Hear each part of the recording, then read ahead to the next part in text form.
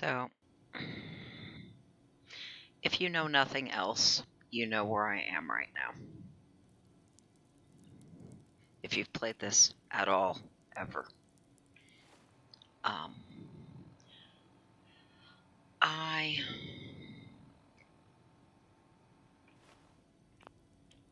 What I want to do is just kind of walk and talk my way through a thought experiment. First thing I'm going to do is that.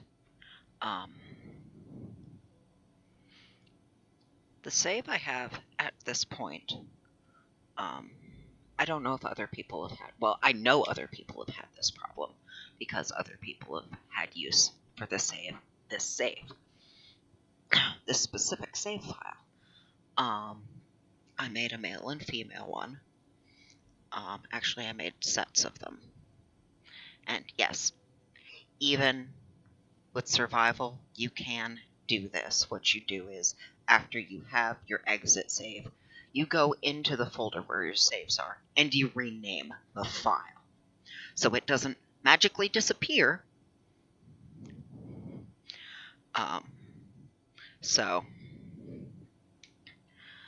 But I had previously had an issue where my game would not properly start a new save game.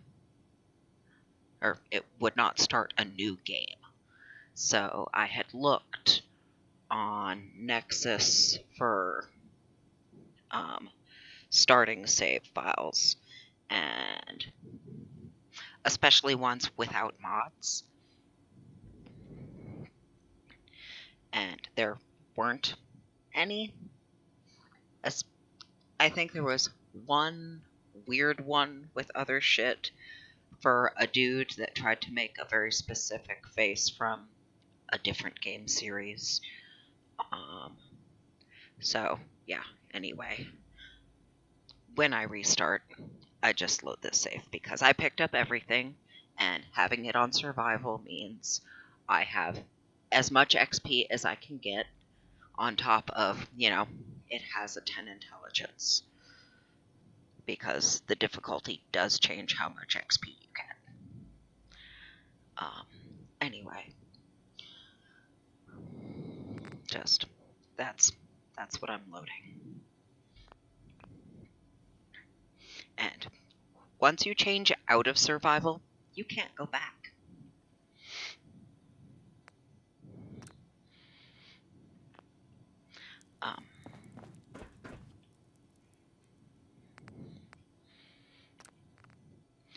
But the thought experiment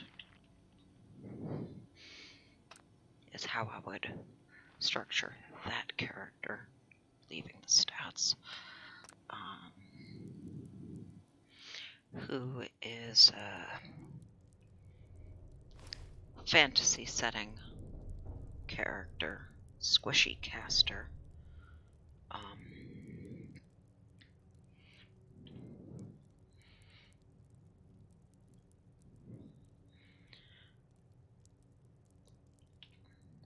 So the technology and the decisions to make there are kind of complicated.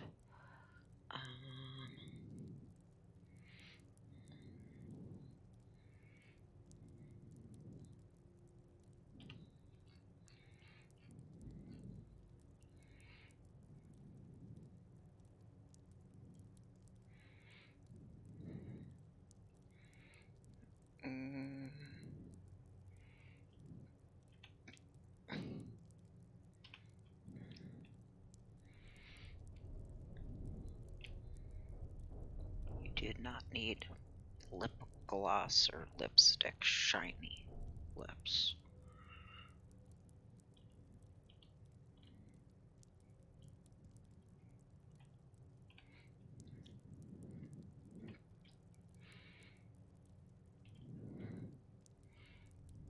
And you are a ginger. I never actually bothered to decide on an eye color. But the ginger you didn't have a say about. You sprouted red scales. Hair is made of keratin. The hair was scale colored.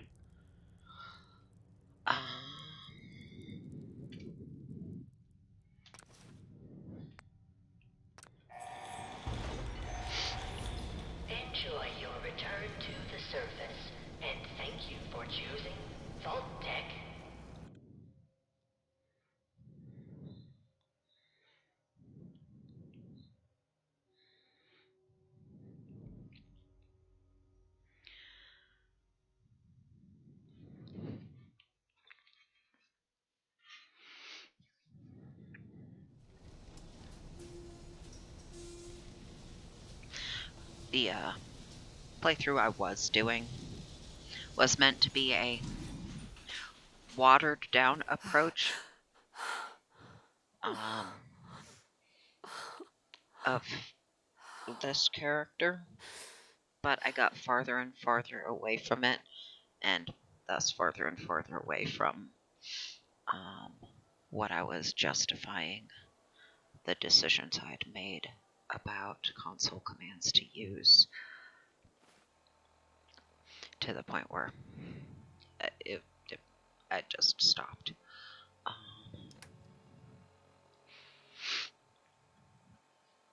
Now, the things I know is, other than having one for necessity, because she always had a dagger, a silver one.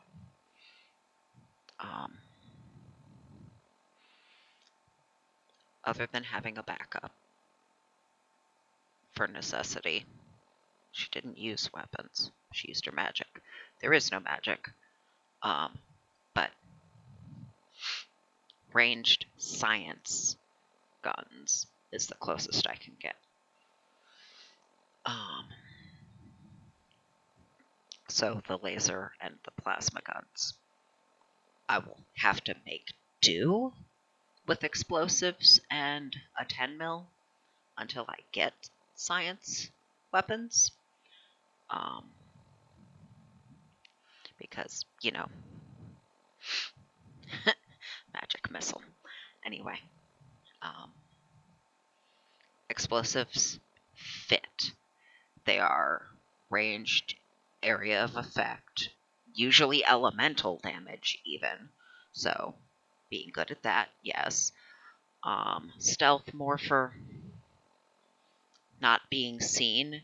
That's part of where the approach I was doing diverged too much. I started doing my normal habit of go after every experience point I can, which diverged too far from the framework I was trying to stay within, because it wasn't well enough formed, because I wasn't modeling a playthrough for this character specifically. It was, yeah, anyway, it got muddy. But setting the stats for where they would be for the actual tabletop character puts them all at max or higher than. But this is also a character that would not use armor, could not use armor. So not even that was one of the caveats I was working within, was because legendary items are the closest you get for a magic item. Those were an exception I was making. But really, if it's not clothes that ends up with ballistic weave, it's no. So, all the limitations of trying to roleplay a squishy caster in an armor and guns technological setting is some of the justification for setting the stats just higher.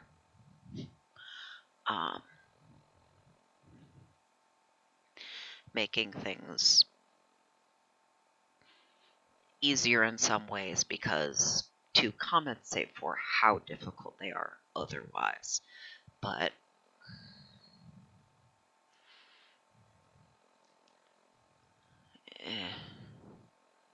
anyway, if I leave the stats alone, I mean, I'm not keeping this, but if I leave the stats alone and just add enough to get to the perks that make sense for her.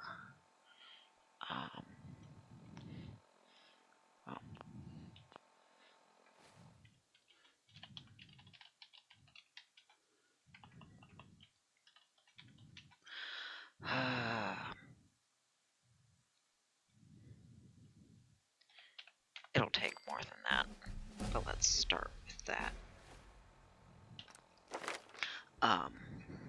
Because extra dimensional spaces, handy haversacks, bags of holding exist, taking all of that counts. She's a squishy caster, but having all of this makes sense. Never mind that she can actually fucking teleport. So, yeah. All of that makes sense. And I have complicated thoughts about the ability to improve things, because that's more of a craft or a skill, and knowing things. This character was very book smart. Knowing things isn't really you don't need to be burly to be engaging with these. So this being able to improve the thing that I'm wearing, but it's a lower priority thing just because, well,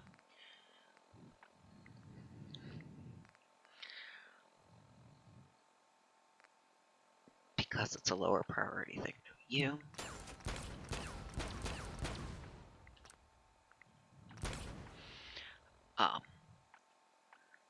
So for context, for people who actually play like Pathfinder or D&D, her lowest stats were strength and endurance at 10, squishy caster. Her charisma was a 20. Sorks are spontaneous casters, so that's charisma based. If we had a luck stat, that would have been off the charts. She was profoundly lucky, such that even the DM himself said that as much as she loved magic, like the abstract concept and whatnot of magic, loved her back. So, luck. If I were going to put anything higher than you can actually set it, it would be luck, just to properly represent that, yeah. Things that she was able to do, things that she managed to get away with doing. Like, putting blind faith in magic and having it not backfire in ways that it would have or should have for anyone else. I need at least that. Here's the thing. With magic, but also because she had fire resistance, at least that, but she was also perceptive anyway. I don't necessarily have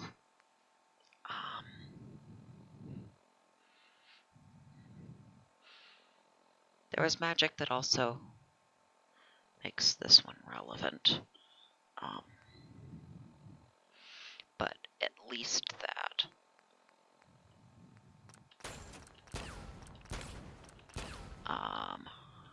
Perception would be wisdom, because perception is a wisdom-derived thing. Her wisdom was at least a 16.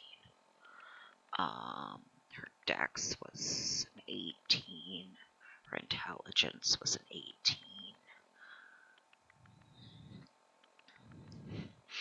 Brain, no brawn, but, fast enough.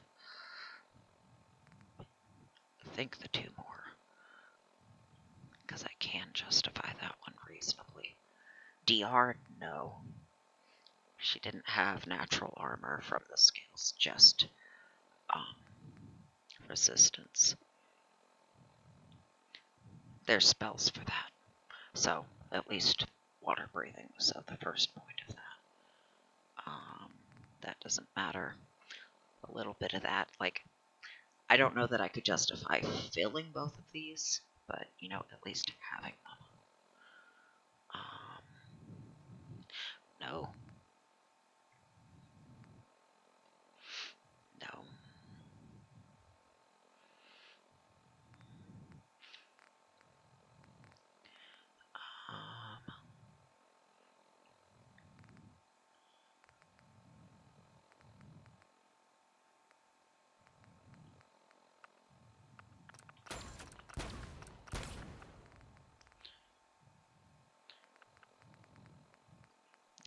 really, all of this makes sense, but I wouldn't actually use these.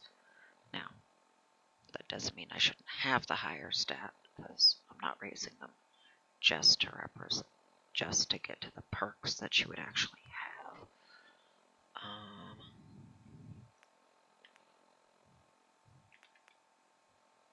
Probably.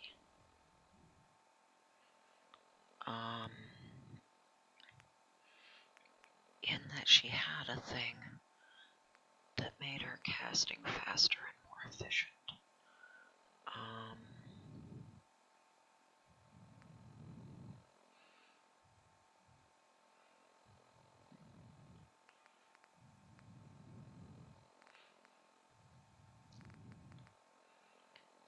But if I'm just giving stat points to get to perks,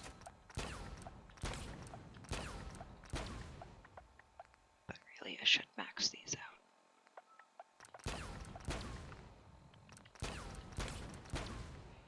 Because she was very good at them. I just wouldn't take the perks.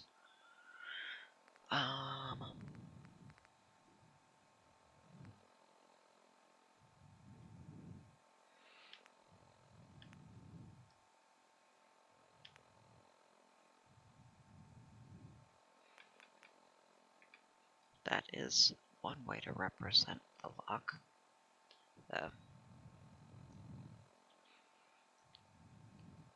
The chance of bonus XP is, well, something.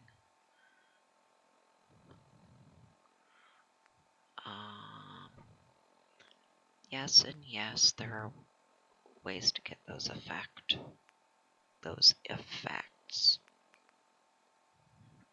Most of the luck stuff I can justify to some extent or another, partially just because she was so lucky.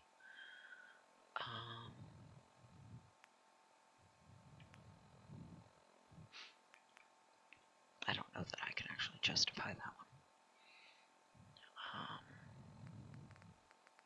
Okay, things that I definitely can. Or should.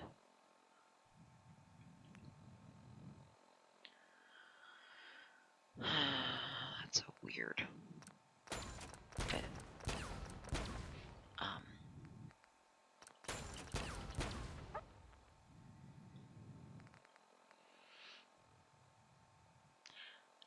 She could actually use her claws as lockpicks, whether or not she would choose to, but she also had magic that could open locks, so.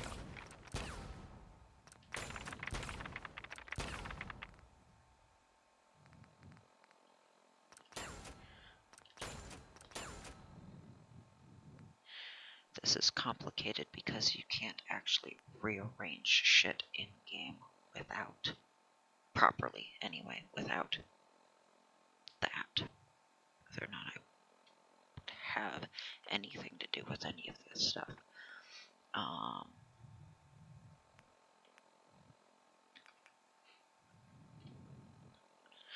think yes. Talkie stuff is good. That was actually part of the point of me trying the pacify. Was because she was very good at avoiding combat if she didn't need to engage with it. I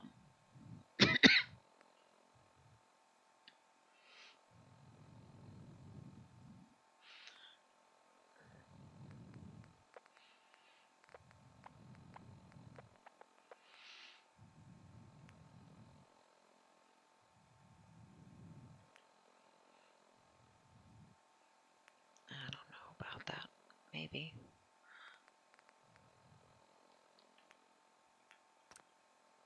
This is a yes.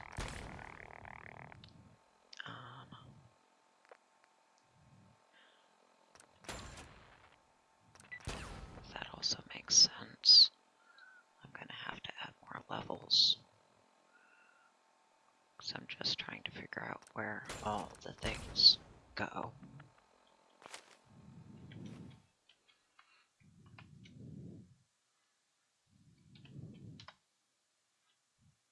And getting there without cheating the stats.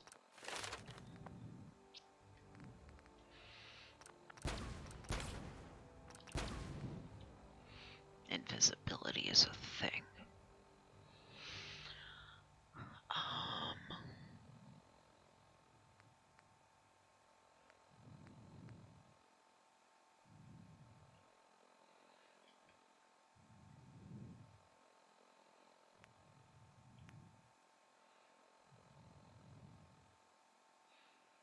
I don't know that I could actually justify that one.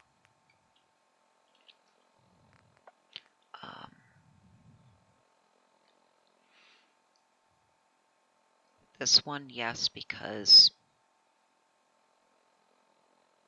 that's the mechanism through which the ranged attack goes.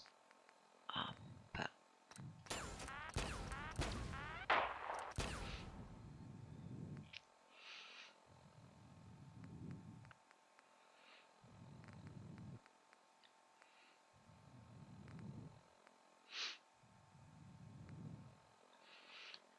these two are more practicality things, but she was also good at the practicality things.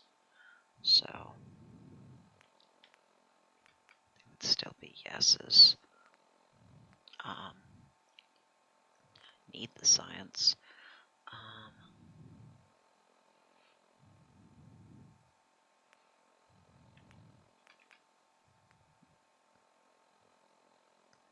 No.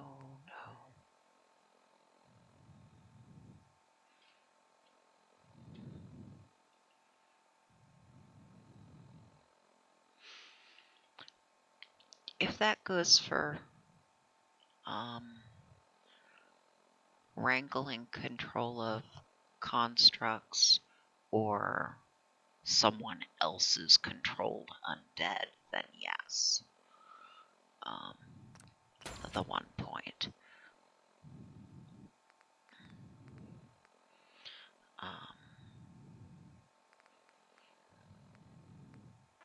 And just the one.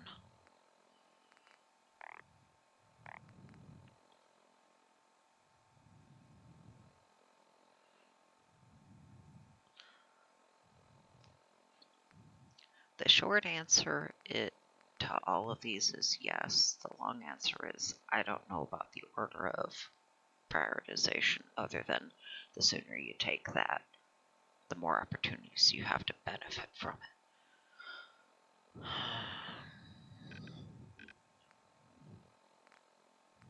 Well,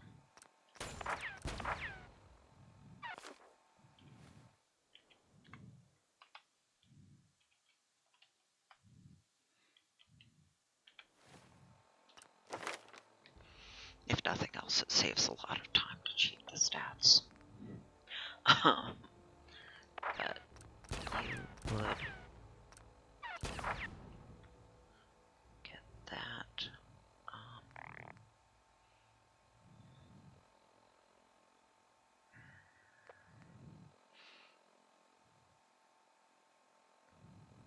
The justification for this is iffy. It's more it's the only way to improve.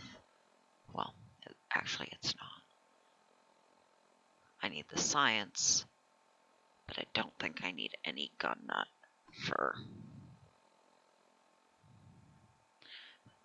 the laser and plasma. I think I just need the science for them. So, really, no. I just make use of what mods I find before then.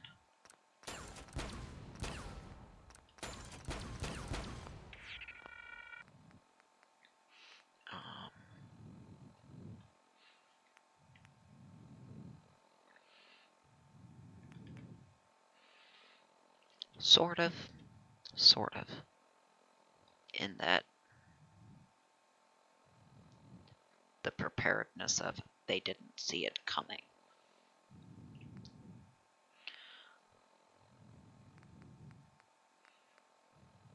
And if I have to cast at you more than once,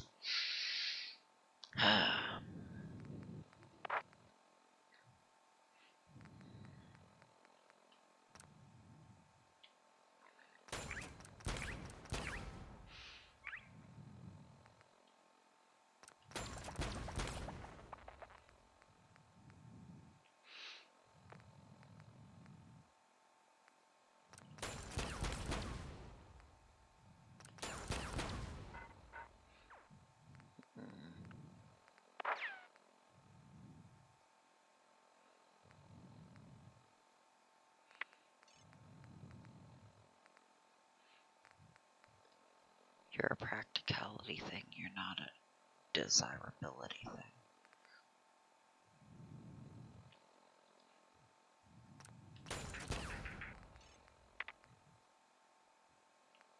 So, there are lots of things to take, but most of them are stats. Or 3, 6.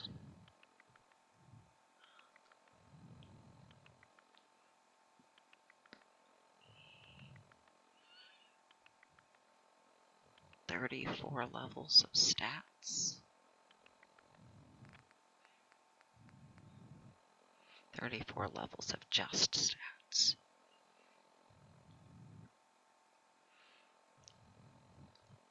And then there's more than what I've spent in justifiable decisions. A lot of things that are practical aren't necessarily justifiable.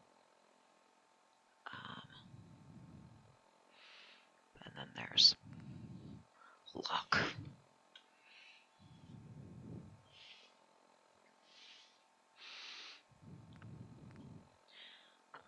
But, yeah.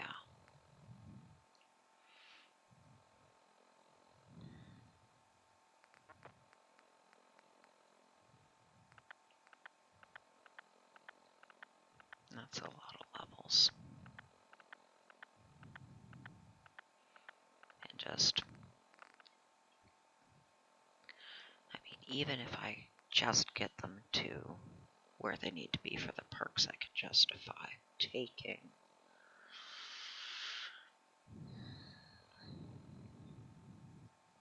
it's still a lot. But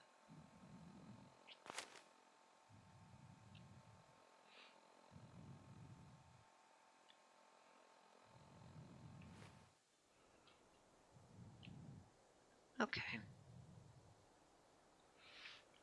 I think I've walked through that well enough. I am in the middle of nothing worth showing at the moment in Kenshi, which is part of why I decided, oh hey, I might as well sit and try and walk myself through this, because either I'm going to do a more standard, just do the things the way that I do them by default,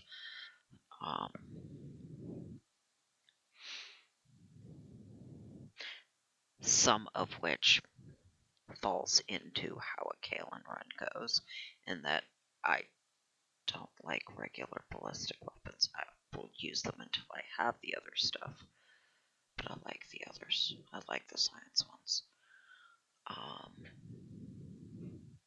But sneak and snipe, and everything that isn't bolted down, and every fucking experience point I can get. Meaning going after things that, she would leave alone. Yeah. Anyway.